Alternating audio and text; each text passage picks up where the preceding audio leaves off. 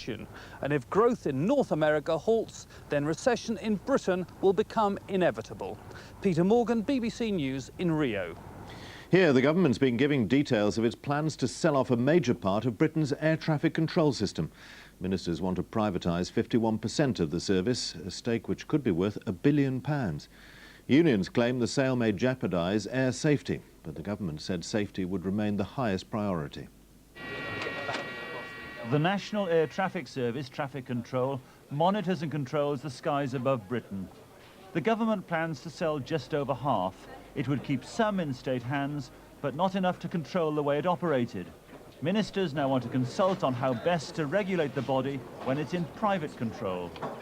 This is a partnership between the government, the public sector, and the private sector, which gives us the best of both, gives us the safety, the regulation, the oversight, and the golden share of the government, and gives us the dynamism, the management, the technology, and the financial resources of the private sector. Everyone benefits. But it's not how unions see it. They say safety will suffer in private hands. They cite recent near disasters. Last week it was revealed that 2 aircraft, one BA, the other Virgin Express, passed within 300 yards of each other. Unions say profits will be limited without traffic controllers working harder. Now, there are international regulations about charges and how much you can charge. So we see the alternative of reducing numbers or making them work longer hours in an already very difficult system. Much turns on the new £340 million control centre in Hampshire, due to open 2 years ago but subject to continuing delay through serious computer problems. The Civil Aviation Authority now runs air traffic control. Ministers say privatisation of traffic control will free it from current limits on public funds, meaning more money for more modern equipment. There is a sizable group of backbench Labour MPs who are opposed to privatisation full stop. The real political argument, though, will be to persuade the other doubters that safety will be maintained or improved in private hands. Stephen Evans, BBC News, the Civil Aviation Authority. A British woman has been killed and more than 30 injured after their coach was in a head-on collision with a car in southwest Turkey. 5 Turks in the car were also killed. Around 20 Britons are still being treated in hospital. 5 of them are seriously hurt. The accident happened as the coach was taking them to the airport for their flight home. Germany's Chancellor-elect Gerhard Schröder has finally reached a deal with the Green Party for a coalition government whose first priority will be to cut unemployment. The Social Democrat Chancellor also named his new cabinet, which includes the leader of the Green Party, Joschka Fischer, who'll be foreign minister. The German Chancellor-elect Gerhard Schröder arrived one step ahead of his new foreign minister, the Green leader Joschka Fischer, to announce their party's coalition deal. Also da ist Gerhard Schröder vor. Jokingly, Mr. Fischer promised Germany would not become a muesli republic under the Greens, with Mr. Schröder's full backing. Instead, the two men agreed that tackling record unemployment was their top priority, with a major tax reform to stimulate the economy. Continuity on foreign policy, including closer ties with Britain, was also today's message. We hope that there will be a basic decision of Britain towards the euro. So I think this is the main obstacle now for a better integration of Britain. We need Britain within the EU, and a strong Britain, a strong role of Britain for the European integration process. There were smiles all round as the centre-left Social Democrats and the Green leadership signed and sealed their pact. In return for a pledge to end nuclear power in Germany, the Greens gave way on their radical demands for new environmental taxes. Known to some as a champagne socialist, Gerhard Schröder has had more trouble keeping the real socialists in his own party in line, like its chairman, Oscar Lafontaine, nicknamed Red Oscar. He'll head a new British-style treasury, making him the most powerful cabinet minister in post-war Germany. Yes, he is a little Napoleon in a way. He wants power. He failed being a chancellor, and he's a very power-conscious person. So I think he will want to get his ideas of policy through, and he needs to discuss it with Schröder. Oscar Lafontaine's traditional socialist policies are well to the left of Gerhard Schröder's promises of a new middle way. The question here is who'll really be running the new German government when it takes office next week. Caroline Wyatt, BBC News, Bonn.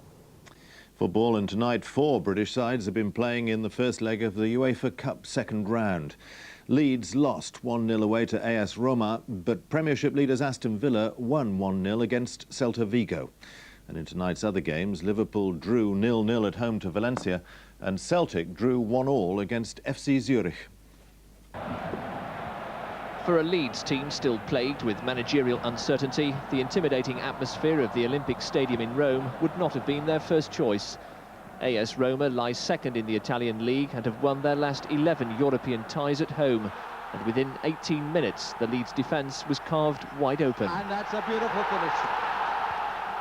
Leeds were clearly rattled, and straight from the restart, Francesco Totti should have made it 2-0. Oh, and very nearly 2 in quick succession. Despite being behind, Leeds dominated the remainder of the first half, and only extraordinary bad luck and the goalposts denied first Bruno Ribeiro and then Gunnar Haller. Goes for the shot. Oh, hit the other post this time. The start of the second half could not have been worse for Leeds, with Ribeiro getting his marching orders for a second bookable offence. But Leeds retained their composure to escape with a 1-0 defeat, which is by no means irreversible at Elland Road in a fortnight's time. The Premiership leaders Aston Villa were in Spain tonight, looking to enhance their European ambitions against Celta Vigo. Villa took control early on in the game through a Julian Joachim goal, enough to earn them a vital away win. Paul Newman, BBC News. And the main news again tonight, the Libyan leader Colonel Gaddafi says he has evidence that British intelligence has tried to murder him. That's it. That's all from the newsroom. Good night.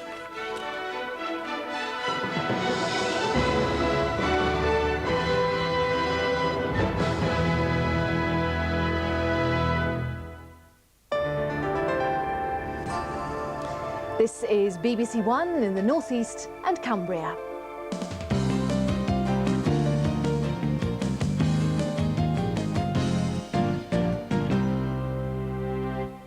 Good evening. One of the world's biggest retailers is threatening to sue an animal charity, claiming that the charity has pinched its trade name. Toys R Us says Cats R Us in County Durham has 14 days to change its name, or the matter could go to court. The trade name Toys R Us is famous worldwide. Registered 40 years ago, it now adorns more than 1,000 stores. Less well known is Cats R Us, formed just 4 years ago in a terraced house in Shildon and providing a home for abandoned pets. But the toy store's lawyers say people could be misled into believing the two were linked. Well, at first we thought it was funny, I couldn't believe it when I saw this letter. And then I thought, well, it's a bit mean of them, I felt picked on, I thought it's not fair. We're obviously nothing to do with toys, we're not even a business. We've had the name for 4 years. So then we thought, well, we'll try and get them to change their mind, maybe. The charity's been given 14 days to change its name. Toys R Us says it doesn't want this dispute to end up in court, and it's offered to refund the costs the charity incurs in changing its stationery and publicity material. The Armed Forces Minister and Tyneside MP Doug Henderson has refused to specify which territorial army centres in the region are to close. In a debate in the Commons this evening, Mr Henderson confirmed that cuts are to be made in the Army's reserve forces across the country, but said no final decisions had been taken. A leaked document has suggested more than 20 centres in the region could be closed. But in an interview before today's debate, Mr Henderson indicated his support for the role of the TA in the north. The North East has been a very good recruiting centre for both the regular army and for the territorials over a long period. One of the criteria that I'll be looking at when a final decision is made on this is the ability of territorial army centres and units to attract people to their unit. The North East has a strong tradition in that, and I expect that that will continue. And that's one of the factors I'll be giving a lot of importance to in this review. RSPCA inspectors who raided an aviary on Teesside found that a bird fancier was illegally keeping finches caught in the wild. Today, the owner, Robert Bowes, a former regimental sergeant major, was ordered to pay £1,200 in fines and costs by Teesside magistrates after admitting keeping 30 wild birds. These pictures were taken when inspectors raided the aviary behind Mr Bowes' home in Coolby Newham in Middlesbrough in December 1997. The court was told that the 61-year-old former soldier had taken up the hobby when ill health forced him to give up work.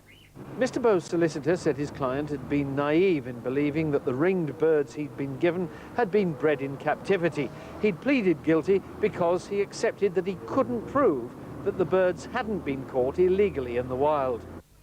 It is a wild and woolly night out there. I'm off for my cocoa. David Brain has the weather from all the team for now. Good night. Good evening to you. There'll only be a few people that appreciate the heavy seas starting to develop, perhaps the surfers. Good news for surfers, the surf is now up. But certainly the winds continue to whip the seas into a frenzy, both tonight and through tomorrow. And with the strength of the wind, I think we're going to see some heavy rain being driven in as well. Now then, let's have a look at the wind strength and direction, because it's going to be up at around 60 miles an hour at times. But also, as you can see from our radar picture, it's going to be pretty wet as well. Now, some of that rain is heavy, is intense, and if you're a late-night driver, it is making for some pretty awful conditions on some of those roads. A lot of cloud blanketing the British Isles, not much in the way of brightness, but the good news is it will be a mild night, but we're going to keep the wind, and that wind is going to be a feature both tonight and tomorrow, with those gusts up at around 60 miles an hour. Now, there is some heavy rain now approaching Cornwall into Somerset and Wiltshire later through the night. Also across the western fringes of Wales, some heavier bursts here. And again up across the Irish Sea and into Northern Ireland, perhaps another belt of rain moving through. So we're not out of the woods yet for Northern Ireland. There could be some more heavy rain in the next few hours. So heavy rain affecting Scotland, western parts of Wales and England, also Northern Ireland, giving some local flood conditions, and also, as I've mentioned, some pretty awful driving conditions. Well, this is the culprit, an area of low pressure, throwing a whole bunch of fronts across us, bringing that rain. It will move out the way quite swiftly through tomorrow. There is another system following in behind, so we are going to see another belt of rain arrive. But the main area of rain will move through. It will bring quite a mild night to us, 14 in some of these western areas. That's the lowest temperature for tonight, a frost-free night. And then to start the day tomorrow morning, we're going to see quite a bit of clouds still around in some of these southeastern areas, moving out the way. Showers to follow in behind, but a bit of brightness in between. And then perhaps some more persistent rain getting back into Northern Ireland and western Scotland through the afternoon. But at the same time, a little bit of sunshine coming through in those sheltered areas away from the coast, and here temperatures up at around 17, 18, maybe even 19 degrees. Thursday's forecast sees the weather front in the south still hanging around, so perhaps some more persistent rain here. Elsewhere, a few showers and still very windy. Have a good evening. Bye for now.